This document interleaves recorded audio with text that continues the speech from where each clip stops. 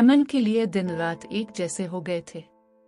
College, घर, किताबें, सब कुछ वही, मगर दिल खाली था। हादी की याद एक साए की तरह इसके साथ रहती थी।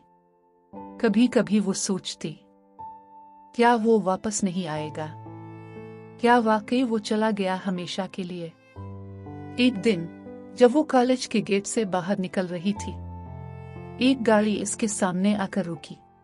दरवाजा खुला और बाहर अहमद निकला। वही अहमद जिसे कभी ऐमन ने ज्यादा अहमियत नहीं दी थी, लेकिन आज वो बदल चुका था।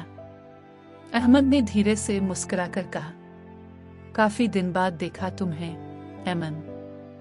ऐमन ने सिर्फ इतना कहा, हाँ, काफी दिन हो गए। इसके लहजे में सर्द मेहरी थी, मगर अहमद की नजरें जैसे कुछ तलाश कर रही थीं। वक्त गुजरता गया। अहमद अक्सर कॉलेज के गेट पर नजर आने लगा, कभी किसी बहाने, कभी बगैर किसी वजह के। शुरू में ऐमन ने ध्यान नहीं दिया, लेकिन जब रोज वही चेहरा दिखने लगा तो दिल के किसी कोने में हलचल होने लगी। एक दिन अहमद ने कहा, अगर बुरा ना मानो तो एक बात पूछूं। ऐमन ने सर झुकाकर कहा, क्या? अहमद बोला, तुम अब मुस्कुराती क्यों नहीं हो? ये सवाल जैसे दिल पर तीर बनकर लगा। ऐमन की आंखों में नमी आ गई। उसने नजरें चाराएं और बस इतना कहा, कुछ बातें वक्त बदल देता है, अहमद। अहमद चुप हो गया, मगर उसके चेहरे पर एक नरमी आ गई। पहली बार ऐमन को लगा कि शायद अहमद वो मगरूर शख्स नहीं रहा जो कभी था। शायद वक्त ने इसे भी बदल दिया था। कुछ दिन बाद अहमद ने कहा, मैं तुम्हें एक जगह ले जाना चाहता हूं, सिर्फ आधे घंटे के लिए। ऐमन ने हैरत से देखा, कहा, पता चल जाएगा, अहमद ने मुस्कुराकर कहा। ऐमन कुछ लम्हे चुप रही, फिर हाँ कर दी। गाड़ी शहर से बाहर निकली। गुरूब आफताब का वक्त था। सूरज आहिस्ता आहिस्ता डूब रहा था और रोशनी का सुनहरी रंग हर चीज को छू रहा था। अहमद ने गाड़ी एक पुराने बाग के पास रोकी। ऐमन ने पूछा, यहाँ क्यों लाए हो?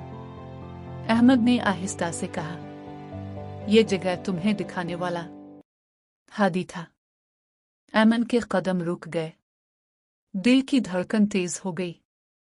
अहमद ने कहा, हादी मेरा दोस्त था, ऐमन। हम दोनों एक ही गांव के हैं। जब वो शहर आया था तब ही इसने तुम्हारे बारे में बताया था। ऐमन ने हैरत से अहमद को देखा। तुम हादी को जानते हो? अहमद ने इस बात में सर हिलाया। हाँ, मगर शायद तुम नहीं जानती कि वो अब। अहमद की आवाज रुक गई। ऐमन के लब कपकपाए। अब क्या, अहमद? अहमद ने नजरें झुका ले। वो बीमार है, बहुत ज्यादा, और वो नहीं चाहता कि तुम इसके दुख में शामिल हो, इसीलिए वो वापस नहीं आया। ऐमन जैसे पत्थर की हो गई। आंसू इसके गालों पर बहने लगे। तो इसने मुझे छोड़ दिया? अहमद ने आहिस्ता कहा, नहीं, इसने तुम्हें बचाया है, खुद से, अपने दर्द से। चंद लम्हों तक खामोशी छाई रही। ऐमन आसमान की तरफ देखती रही। डूबता सूरज जैसे इसकी मोहब्बत को अपने साथ ले जा रहा था। अहमद ने धीरे से कहा, कभी कभी कुर्बानी भी मोहब्बत की सबसे बड़ी दलील होती है। ऐमन ने इसकी बात सुनी मगर कुछ कहा नहीं। दिल की दुनिया जैसे खामोश हो चुकी थी। लेकिन कहानी अभी खत्म नहीं हुई। अहमद के दिल में एक एहसास जाग चुका था, और अमन के दिल में एक सवाल, क्या वो हादी की कुर्बानी को कबूल करेगी? मोहब्बत एक बार फिर लूट आएगी। जानिए अगले हिस्से में। मोहब्बत का कर्ज पार्ट 3।